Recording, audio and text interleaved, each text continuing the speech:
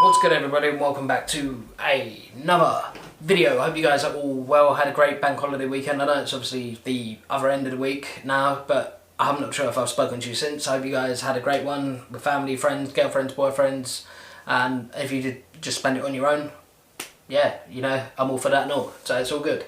But this video today, we've got the Arsenal vs Tottenham Part 1 of the North London Derby preview. As it's part 1 because obviously part 2 will come in. Well, you know how it goes. You know, you guys are hit with the Wisnets, you know, and whatever. It's all, you guys are hit with it, so it's all good. I don't know where to start. You know, I always do these match previews and always do, you know, what I expect, what I think, and you know, whatever. But this is the one game I can never predict.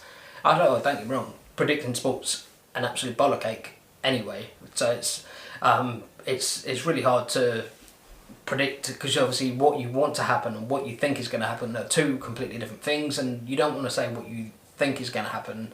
You always say what you want is going to happen, because that's what, you know, that's the whole point of it.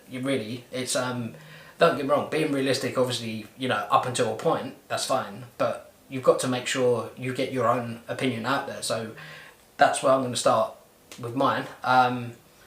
I think the key matchups are going to be in the midfield. If Arsenal get the selection right, I know this is a massive statement, and obviously it's going to probably piss off a lot of people.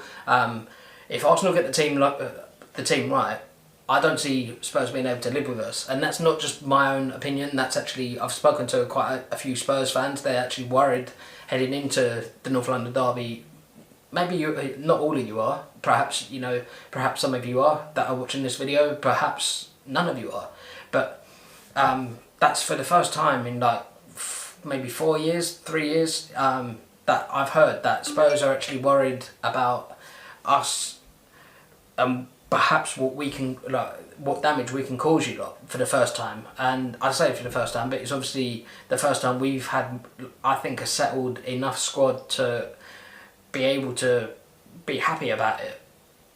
I mean, I'll get into the lineup, what I hope to be. I mean, the lineup more or less speaks itself. It's a lineup from last week, really. I know you say you're keeping David Luiz in there, but at the moment we are pressed for centre back, so you know, there's that, I guess, and that's pretty much the reason why I've gone with the same lineup. But I'll run through that lineup, and obviously, you know, in due course. But the key matchups, I reckon, are going to be one in the midfield. This game was often played in the middle of the park, and it's the team that come out with the fire in the belly, the passion for the badge, because at the end of the day, nothing else matters. Your name on the back don't matter. You play for that on the front, and they will remember it on the back. Trust me. And that's, you know, no truer word is said. You know, that's a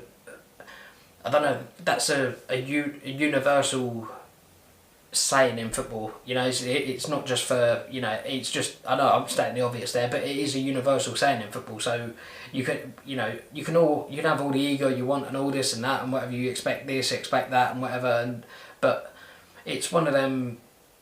We've seen in North London derbies in the past, you know, the flow of the game generally is played in the middle of the park, and you might get, obviously, you know, kind of spurts of the game, 5 minutes here, 2 minutes there, 5 minutes, you know, or whatever, where it's played in either half.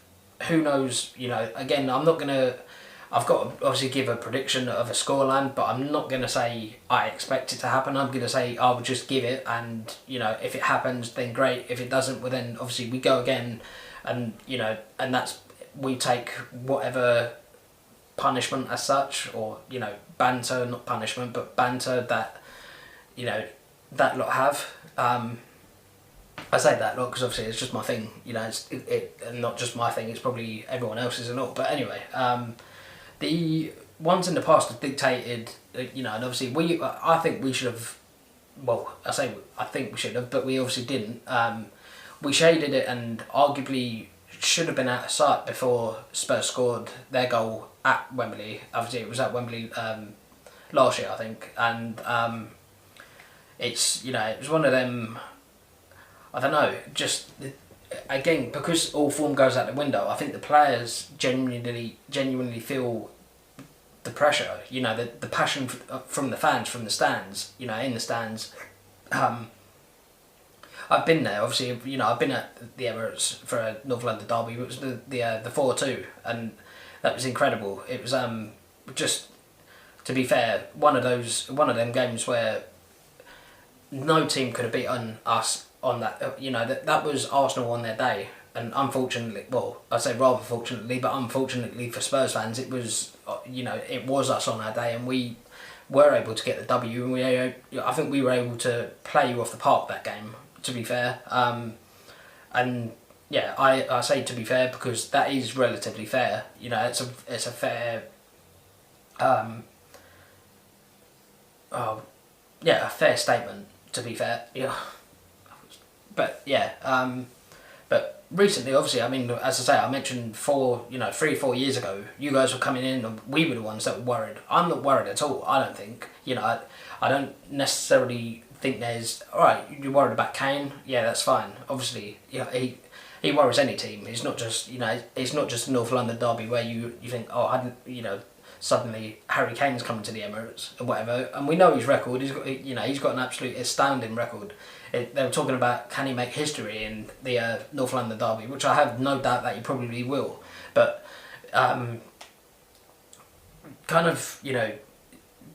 as long as the right personnel are selected, in my eyes, we should have. I'm not going to say far too much for them, but we should have a lot more than they probably.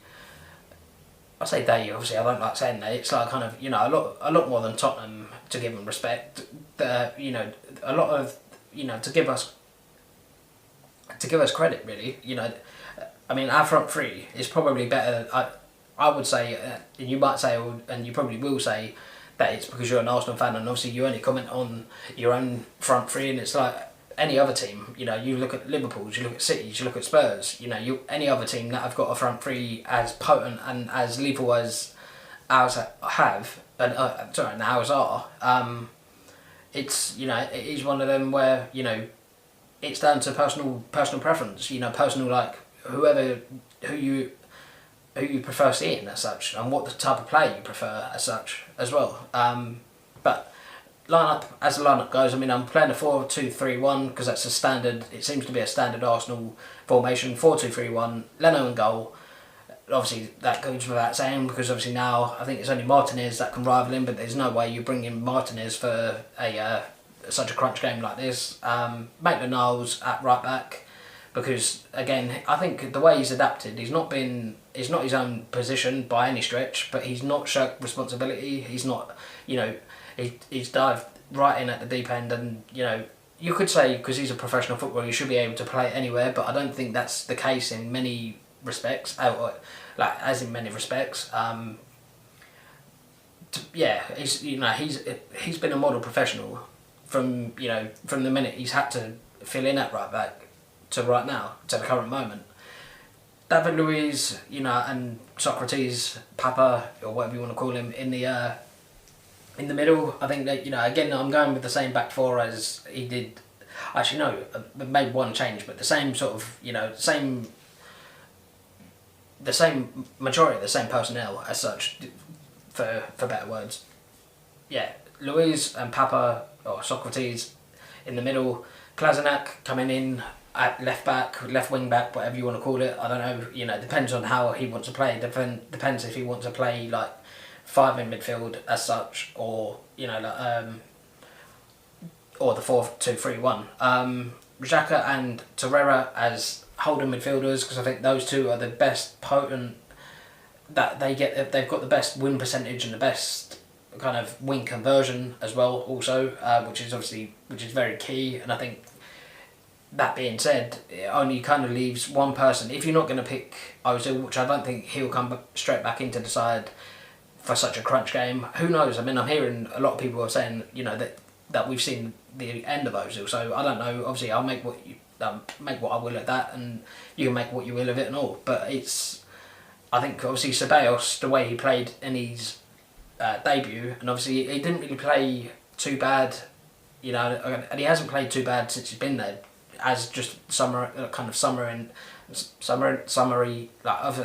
his performances, he's certainly not been out of the game as such. So I'd play him as a centre, kind of number 10 central attacking midfielder role.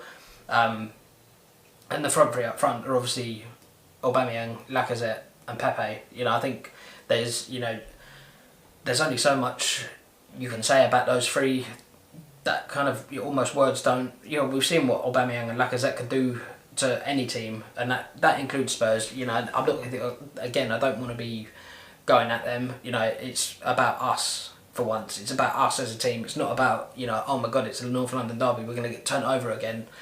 Odds are we might, odds are we won't. Who knows? It could, you know, it's kind of, you know, again, I'll go back to what I said about predicting sport. Very, very hard. Gonna go with, I mean, if that lineup's predicted, like if that is the predicted lineup, and that is, obviously it's my predicted lineup, but if that's the actual lineup that they go with, I see us having too much for Spurs. I know it's easy for me to say sitting here on my sofa, but I think that lineup will not only just beat Spurs, I think that probably goes on to beat any other team bar Liverpool and perhaps City. But I mean, any other team would, like, you know, obviously just give them credit with, you know, with respect. So yeah, 2-1 Arsenal is how I see it going, how I want it to go, obviously, but it could go 2-1 either way. So leave your thoughts in the comments down below, and yeah, we'll see what happens, and I will see you with the review of the fixtures of this weekend coming. Yeah, so if you don't know, get to know.